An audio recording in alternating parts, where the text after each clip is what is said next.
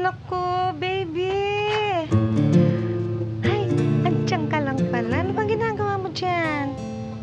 Halika, pasok ka na dito, dali, para maisukat ko yung damit mo. Oh.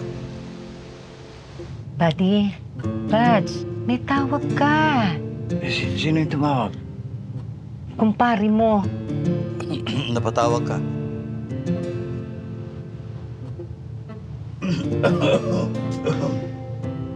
Bibili na lang tayo ng gamot mamaya. Saan ka naman kukuha ng pera pambili ng gamot? Kaya, hayaan mo na. Saglit lang din naman ako eh. Buds, matanda na tayo. Alam mo naman, ang tanging ginusto lang natin, magkakaroon ng aalagaan, ng aarugain.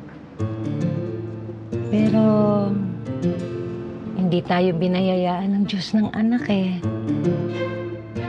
Tanging ikaw lang.